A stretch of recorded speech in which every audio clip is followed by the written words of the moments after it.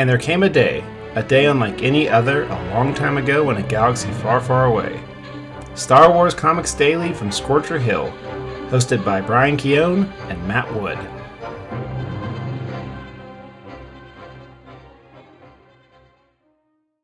From Scorcher Hill, this is Star Wars Comics Daily. I'm Matt Wood. And I'm Brian Keown. Welcome to episode 147 of Star Wars Comics Daily, Heir to the Empire, number 2. Heir to the Empire, number 2 was released November 7th, 1995. The writer was Mark Barron. Artists are Olivier Vatine and Fred Blanchard. Colorist is Isabelle Ropereau. Letterer is Ellie DeVille. And the cover was Matthew Laufrey. All of those names I'm sure I'm saying incorrectly. Yeah, well. Except probably Mark Barron. Yeah, you probably got that one right. And adapted by...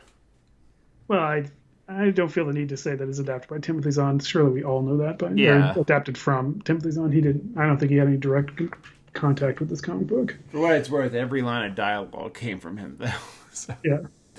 So I'm sure he got paid for this. And then again, sure. No, maybe he didn't. He probably didn't. It is Lucas. That's true. Yeah, he probably like, well, we'll slap your name on it, brother, but that's about it. Harrison Ford and Carrie Fisher didn't get paid for that cover, even though that's clearly them. Yeah. I would argue, and this is subjective, the interiors are better than the cover. Yeah, I think so. If nothing else, just because, certainly the Han pose is just clearly. I mean, I've seen that pose 1,000 times, so because that's just straight up from a picture. So, but yeah, I agree. I love the art in this comic book. It's a good looking comic, even though I don't like to see that Nogri butt in that first page. But that's okay. Let me tell you what happens in Heir of the Empire number 2. The lesser of the issues, I feel. We were talking about this off the air, but clearly this is an adaptation of a novel, and novels are not structured like comics. Yeah. This is, you can almost bet always that the second issue of a 5-issue adaptation is going to be kind of Dullsville. And this one is a little Dullsville. Yeah, I mean, there's a lot of running around fighting and stuff, but there's not a lot of depth to it. No. Luke stands surrounded by a group of Nogri assassins. He's able to escape and reunite with Han and Leia. The group leaves Bimmisaari, much to Leia's disappointment for not concluding her talks with the Bims. Meanwhile, on the Chimera, Master Chaboth, I don't know. Who knows? Yeah. Negotiates. You should know that. You listen to the... I listened to the audiobook, and I'm sure, I know. He negotiates with Thrawn because he wants those babies. I want those babies. Sorry, I just love that everything that comes out around this era is, I want those Jedi babies. Hey, man, he wants the adults, too. I think he quickly becomes just interested. He's like, I don't really want Luke anymore. I can manipulate them as babies, though. Exactly. He tells him in order to get Skywalker, all he has to do is reach out with the Force, and the young Jedi will seek him out. On Coruscant, Mon Mothma tells Leia that she will return to the Bims, much to Han's fear that she might be attacked again. Outside of Sluis, not Sullust, Chaboth uses the Force to aid a fleet of TIE fighters against some rebel ships. The news of the attack reaches Han, Luke, and Leia as the twins are training with lightsabers. Han reports that Mon Mothma wants Leia to go to Bimfast to assure them that the New Republic can help. Luke is told to stay because the residents don't trust Jedi after Dark Jedi, which we call Sith, but they didn't say that back then. Mm-hmm. Dark Jedi were chased away to Dagobah some 35 years ago. Luke is intrigued by this and prepares his X-Wing for the swamp planet. Han and Leia meet up with Wedge on Bimfast. Nogri assassins surround them and even use a Y2 freighter to trick Han into thinking that it's the Falcon. Solo doesn't fall for it, and they are able to destroy the ship. It is a weird scene, but yeah. Even in the book, I was like, I don't get what's going on here. allowing the real Falcon and Rogue Squadron to show up to their aid. Instead of returning to Coruscant as is expected, Han and Leia plan to meet up with Lando and hire him as a slicer so that Leia can still maintain contact with the Council. On Dagobah, Luke returns to the Force Energy Cave and has a vision where he is on Jabba's sail barge. Instead of catching the lightsaber, R2 tosses him. A mysterious woman catches it.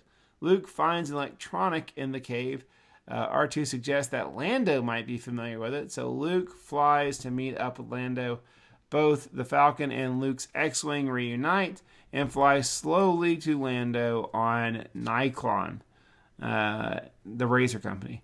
As they get closer, their communication with Lando is jammed, and Imperial Star Destroyer is hot on their trail.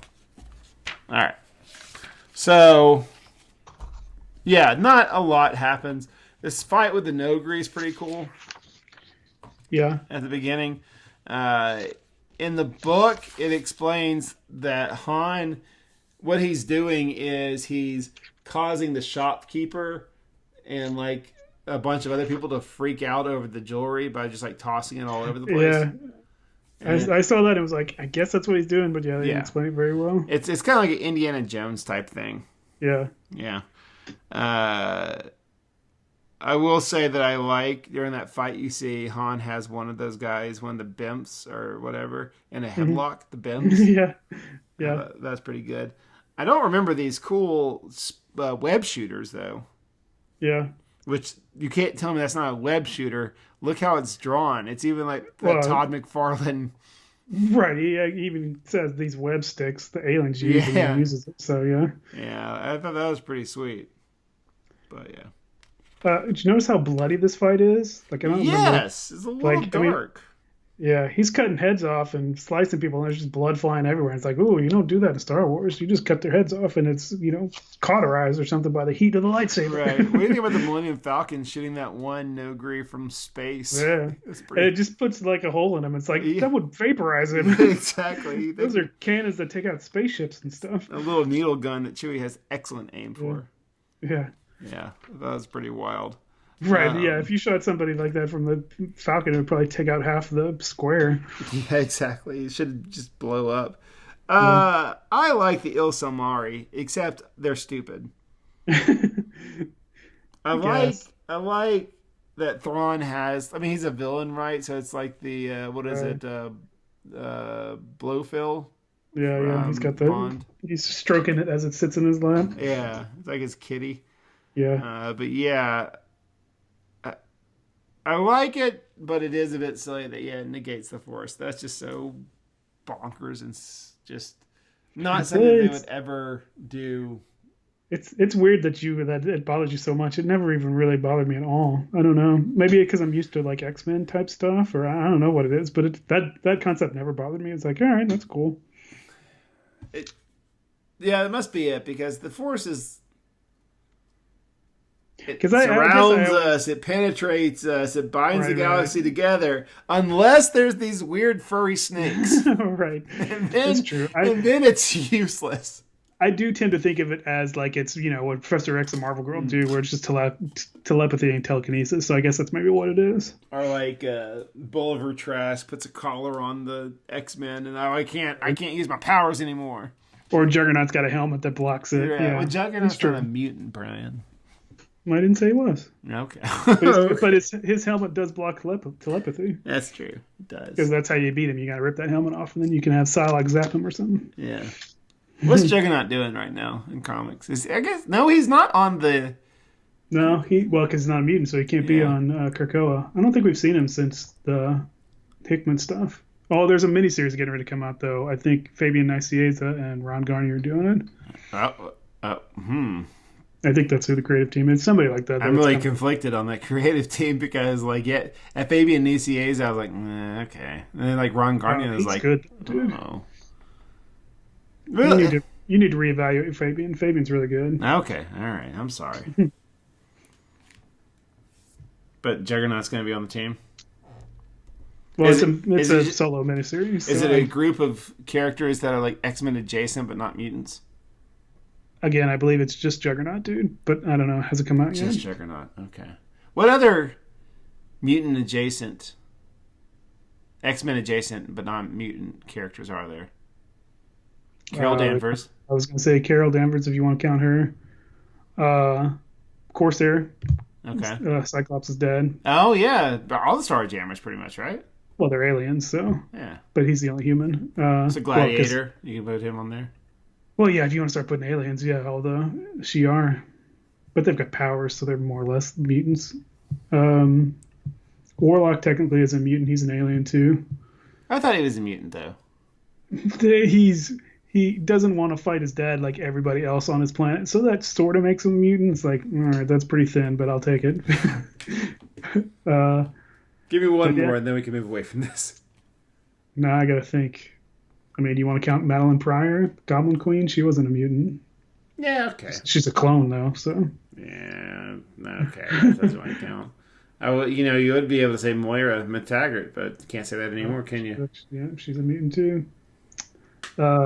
Peter Corbeau, he's not a mutant. He's just a super scientist.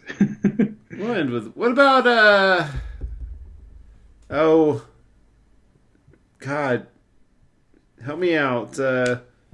The New Mutants Annual, Lila Cheney. Oh yeah, she's a mutant. She can teleport. Oh, okay, I didn't know that. Okay, all right. Yeah, that's right.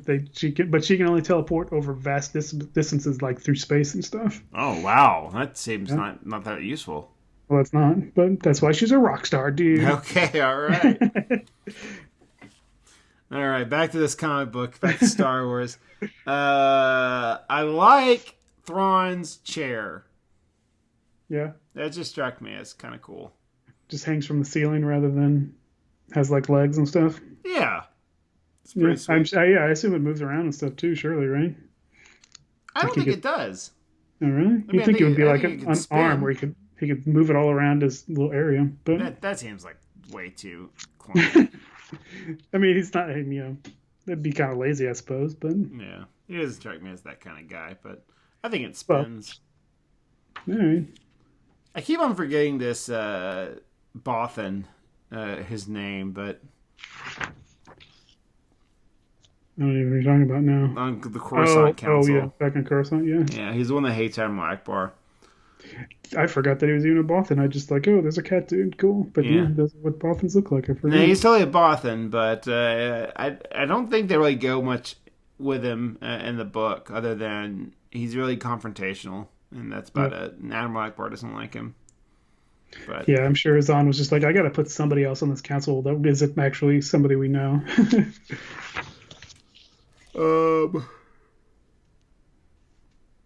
I'll also say this: Jedi Master Cyboth or Kaiboth or whatever his name is, he becomes a lesser thing in the remainder of this book. Now he definitely becomes a bigger thing in the trilogy, but as far as Heir to the Empire is concerned, not as explored as you might think he would be. Mm-hmm. Yeah. But yeah. Back to the training. Leia training as a Jedi. They don't really give you as much as you probably want from that. Yeah, there's also a weird line where, Han or somebody says, Leia should get a lightsaber, and Luke's like, I can get you one. And he's like, oh, yeah, we should talk about that. Yeah, because that does happen in the book. It's when they leave Bimmisaari or what, Bismarcky. Was it earlier? Yeah. Yeah. By the way, I'm going to call that planet Bismarcky. Okay. Because it's got what I need. Yeah, it is weird, but I guess that's another thing that's nice. I mean, when you can find them under the trees. Yeah, that's true. They kind of lose their luster. But, the rite of passage of assembling your own lightsaber is certainly not a thing. I mean, in their defense, Luke didn't have his own lightsaber for the first two movies. I mean, it wasn't until he lost his that he had to make one, so. Sure. But he also was a really crappy Jedi. Right, and that also felt like that was a piece of him becoming a Jedi. Yeah, which I'm glad you brought that up, too, because I noticed that Luke has a blue lightsaber here. That's true, he does. And that certainly seems strange. We're definitely in that weird area still where, I guess they should know at this point how to color a lightsaber. Yeah, someone should have said, hey, Did you not see Return of the Jedi? Right. I saw the poster, because on the poster it's blue. Well, and even they show the scene of R2 throwing the lightsaber to him, and it's green. Oh, I that's mean, you true. don't see. I mean, he doesn't ignite it. Oh, does it really? But, Oh. well, he doesn't ignite it, but I mean, that is a green lightsaber. You should know that since you just drew that scene. I guess that would be the confirmation, right? Like if we saw that ignited in that flashback and it was green, then something else is up. Yeah, if Mara Jade had ignited it, it would have been a thing, but she doesn't. Yeah. Which, I'm glad you brought that up, because in the book, it's really ambiguous on who it is that catches it. Mm-hmm. But yeah, it's obviously Mara Jade here. There's no doubt that it's Mara Jade. Even though she was only kind of introduced in a panel in the last I was going to say, yes, if you're just reading this comic book, you probably have no idea who that is. If you're just reading this comic, I wonder if you like, if it's not a kind of a confusing book. Because, like, that scene where the fake Falcon shows up. I'll give you that. That was a weird one. But for the most part, I'm not having too much trouble keeping up with what's going on. Yeah. And, like, I mean, I've read the book, but I haven't read it probably in 20 years, so. Sure. That doesn't really count. Yeah. Yeah. Sorry. When Han takes down the Falcon, I thought that was just... I've never even seen a Jedi do something like that. Yeah, because he just cuts it in. He runs up to the Falcon and just slices it. Yeah, with I guess lightsaber. So Leia has a Luke's lightsaber. Right. Yeah. So much so that I would almost say that is Luke's lightsaber. It might be Luke's lightsaber. I mean, you would think not, because No, because she walks out of the training session with a lightsaber in her hand, and he's still got his because he's fighting the balls or whatever. But it is blue instead of green. Yeah, certainly strange. Yeah, because the hilt looks exactly alike. Yeah, I'm sure that Olivier Vatine was like, "Oh, you want me to design a new lightsaber? Nah, I'm just going to draw the same one." Right. But it does look like Luke's second lightsaber, not like Anakin's lightsaber. Right. Luke, I don't know what I was going to say. Okay. There's more to this Dagobah scene in the book. Yeah. Not much more. Things that I think are worth pointing out is Luke goes back into Yoda's hut, and it's like completely overgrown, you know? Mm-hmm. But he says like, this struck me as weird. He sees like his little pot and like cooking utensils, and it says something on the lines of like, "Oh, that delicious stew that Yoda made," and I was like, "I thought you hated that stew." Yeah, but you know how it is when people die. Your memories change to where everything they did was good and stuff. So no, dude, my great grandma used to make this terrible, terrible food, and even if she came back to life and made it again, I would never eat it. Well, I'm kidding. I don't know. But my current grandmother, who's still alive, I have one set of grandparents that I never knew, but my other set, they're both still alive. And my current grandmother, so weird. But she makes waffles. I've never had waffles. I've never had waffles that are as good or anywhere near as good as her waffles, and it's kind of a bummer because she's like 90 something now, and it's like she doesn't really cook for us anymore because it's like, don't make her cook, like that's right. You know, she's old lady, but it's almost kind of a bummer because it's like I've accepted I'll never have those waffles ever again. It's just can't just get the recipe from her or something. Here's the bummer. I think she would give me the recipe, and it's like, oh, that's just how everyone makes waffles. All right. It's just like, this is soup, dude. You know what? I think you stand corrected. But I also think her waffle iron was like this like late 70s thing. Oh, right. And so it's got all kinds of stuff coated on for the last 30 years or 30 years, it's just like, it's so many chemicals that just make this delicious. She's definitely a Southern lady, so I'm sure she's all kinds of lard. It's actually cooked and stuff. Yeah. So all kinds of gross stuff on it, yeah. Yeah, so that's probably what it is. Maybe I can just steal my grandmother's waffle iron. Wouldn't that be horrible? But I might poke around there next time I'm over there. Yeah. Just kind of, we'll see if she still has it. Nah, that sounds horrible. But another thing that struck me as interesting, and I don't know why they don't go into this. I guess it's just because these are very condensed. They're a novel adaptation. Yeah. But they tease it. When Luke finds that, Apple TV remote in the cave. That's exactly what I was going to say. R2's like, you should check with Lando. And Luke's like, why Lando? And that happens here in the comic, but then... Right, R2 explains it, but Luke doesn't help us out. So apparently... R2 says something along the lines of, like, when I was in Cloud City and I plugged up to, like, the wall and everything, I got all this information, and that's something that looks familiar to what I saw in Cloud City. And I think Cloud City has Apple TVs. Yeah, it was something along the lines of that, and Luke's like, oh, that makes sense. Let's go see Lando. Okay. But here in this, it's like, nah, I can't get into that. Nah, I mean, it's not super important. It's not super important, but it stood out to me. Right. Yeah, I took it as like, all right, well, R2 says we should go see Lando. I trust R2. Let's go. Yeah. Well, I guess that's good enough, right? Yeah. Another thing, so the last scene where they have to like travel for 10 hours to go see Lando because they're not going to slave this ship. Right, because they've got to get on this sun catcher thing or whatever it's called. Yeah. So that scene's definitely in there. But it's also very reminiscent of the scene in Empire Strikes Back, where it's like, no, I don't have a clearance. Tell Lando Calrissian. And they fire on him. And Leia even makes a comment that's like, every time we see Lando, this stuff has to happen and stuff like that. And I do like that sweet B-Wing that's leading them in. Yes, which I don't think is what happens in the book, but whatever. I'm sure. You don't ever see it again. It's just in that one panel, but yeah, it looks good.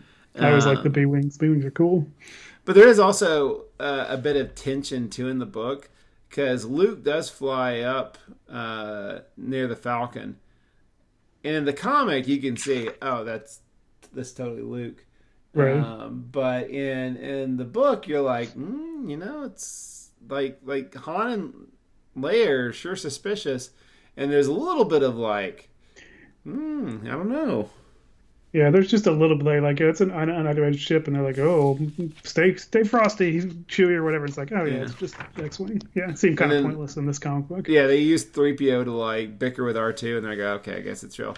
But last thing I want to bring up that they don't go into, and I think they might bring it up later in the book because it happens quite a bit.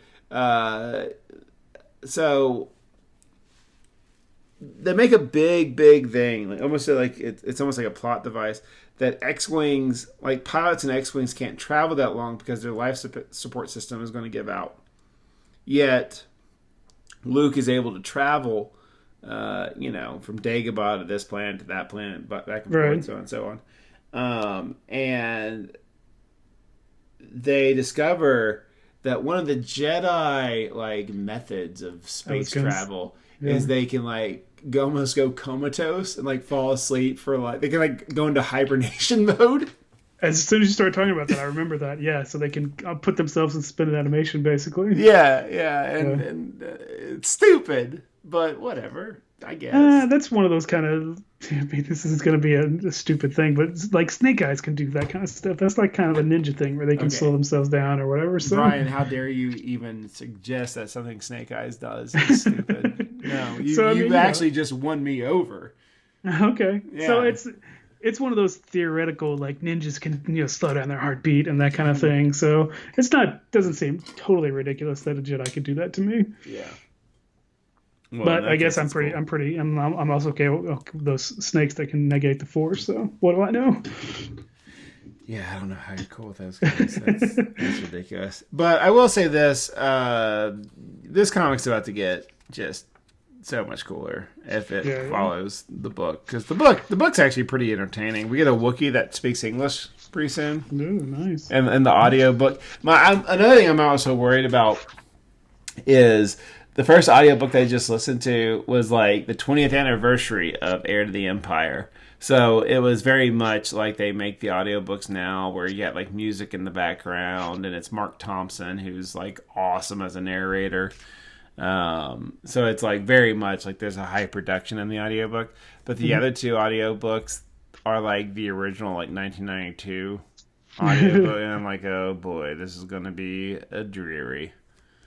But I don't know. Maybe it's good. Maybe it's good. We're not getting to those for a long time, though, are we? The next. No, are you kidding me? That's what we're doing immediately after this. Is it not? We're not breaking up the Thrawn trilogy at all. I thought we were doing some Boba Fett comic book or something. No, when we finish the Thrawn trilogy, we're doing that Boba Fett one shot. Oh, well, I haven't seen the list for what we're doing next, so then we're going right into... Brian, we did this podcast called Star Wars Comics Daily. Well, I don't know. I don't know what kind of order you're putting this stuff in. It's not like we're going in chronological order. Yeah, I'm going whichever way the wind blows, Brian. But no, we're going... Oh. Apparently we are. Never mind, I'm talking about my butt. Never mind. Yeah, I thought there was something else. I thought we were doing the entire Thrawn trilogy. Because there's some... We go back to some Droids comics at some point, don't we? Yeah. Why are we doing that? I don't know. We can go straight into the rest of it if you want. I'm cool with that. Nah, I've already typed it up. I'm sure I had my reasoning. Yeah, we might as well break it up a little bit. But, man...